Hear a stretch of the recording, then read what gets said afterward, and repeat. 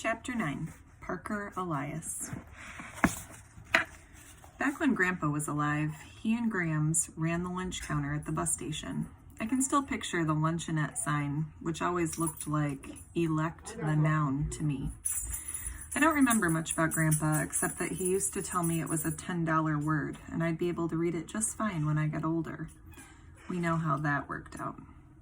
Grams would stand me up in front of the candy counter, which seemed like it was a mile high, although it was just because I was small. She'd say, "What'll it be, kiddo?" and I could pick out whatever I wanted. In those days, I didn't mind being kiddo because she definitely knew my real name. "This handsome fellow is my grandson, Parker," she'd announce whenever the regulars came by. You could just tell by the way she boomed it out that she was totally thrilled by the idea. I wonder if she knows that the guy who drives her every morning is the same little kid she used to brag about to her customers. It's not her fault.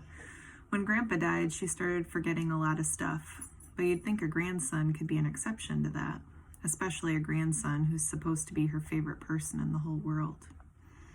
Grams insists that the reason she can't get her act together is she isn't a morning person. This is from a lady who gets up at 4 a.m., so we'll be halfway to the senior center before I look down and notice that her shoes don't match, or that instead of her purse, she brought a half loaf of Wonder Bread. There are those red, yellow, and blue polka dots smiling up at me, along with the name, which looks like Downer. Today, Mom's driving because Grams has her semi-annual conference with the social worker at the senior center. Mom calls it Meet the Teacher, since I guess it's a lot like parent-teacher conferences at school. Speaking of which, she says to me, "How's 8th grade going? I understand you're in a different kind of program this year." I almost reply, "Yeah, the Unteachables," but that wouldn't be a good idea. The minute she got through with Graham's Meet the Teacher, she'd be stalking the middle school looking to meet my teacher. I picture my folks trying to hold a conversation with Ribbit, who never glances up from his crossword puzzle. Dad, especially, would have no patience for that. Fall is our busiest season on the farm, with so much harvesting still to do. So I tell her, "It's going fine, like always." She casts me a doubtful look. Like always might not have been the best choice of words. Mom signs my report cards. She knows better than anyone what like always probably means. I add, "Our teacher has a lot of experience. He started out teaching stegosauruses and pterodactyls before moving on to the Unteachables. Dinosaurs had no problem being in his class with a guy who did crossword puzzles all day." Mom looks like she has more questions, but luckily Grams is waiting outside her building. No mismatched clothes or missing socks. No rubber gasket from the coffee maker on her wrist instead of her medical alert bracelet. She's thrown a little to see me in the passenger seat instead of behind the wheel, so it takes some coaxing to get her into the truck. She has to sit on the hump between Mom and me, since the pickup has no back seat. "Of all the cars, you picked this one?" she asked Mom. "You're crazy." "It's just a couple of minutes," my mother promises. "Once we drop Parker at school, you'll have plenty of room." "I'm Parker," I put in quickly, since Graham is looking around the car in confusion. She beams at me. "Hiya, kiddo. Want breakfast?" "No time. We're coming up on my stop." Mom pulls in front of the school and I get out. She waves. "Have fun." Yeah, right. Fun. That's the last word that comes to mind when I think of SCS 8. On the other hand, a sit down with Grams and a social worker won't be a party either. I'm probably getting the better deal. As the pickup roars off, I hear a crunching sound. A crushed vuvuzela lies on the pavement, the plastic busted by the weight of the truck. It seems like there are more of them around every day as we get closer to Spirit Week. And these are just leftovers from last year. The word is that Principal Vargas just placed this giant order of new ones for 2019. They're going to be bright yellow, our school color, and say "Go, Go, Golden Eagles" on the side. It doesn't make much sense to me that you can get a detention for chewing gum, but blasting away on a horn as loud as an air raid siren is considered school spirit. Instead of being late like most other mornings, I've got the opposite problem. I'm early. The buses haven't started arriving yet. I wander down to room 117, but nobody's there. The kids of SCS 8 dribble in 10 seconds before the late bell, and at that, we're usually ahead of Mr. Kermit. The only signs of life are coming from the room next door, 115. Miss Fountain is in her classroom rearranging the Velcro smiley faces on her job boards. There's already a Hershey's Kiss sitting in the middle of each desk. You know what Mr. Kermit gives us every morning? Nothing, if you don't count the dirty looks.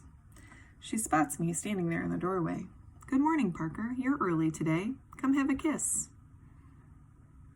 I stare at her for a long time before I realize she's talking about the candy. Thanks? The chocolate is sweet in my mouth. When you spend all your time in SCS 8, you almost forget there's another way to live. My eyes find the lizard terrarium. Hey, I say suddenly, Vladimir's back. She beams. Mr. Kermit found him for me. Really? That doesn't sound like the Ribbit I know, the one who wouldn't give anybody the skin off a grape. Suddenly, I experience an almost irresistible desire to drop to the floor and sit cross-legged on the taped circle. I know Miss Fountain's teaching style is too babyish for our age, but circle time that day might have been the most comfortable I've felt in middle school. When you're in that circle, nobody's going to ask you to read something that's written in unbreakable code. Maybe Aldo can't come up with any nice things to say, but I'm willing to go with it, if it means no reading. I'll even say nice things about Elaine. A couple of the 7th graders show up, and there's an emotional reunion with Vladimir. I join in for a while, but eventually one of them notices I'm there. You're not in this class, he comments meaningfully. That's right, I reflect with a sigh. I'm not. I shoulder my backpack and head next door, even though it's still early. Kiana crouches in the hall outside SCS 8, a look of intense concentration on her face. What's going on, I ask. Shh. She presses a finger to her lips and points inside the classroom.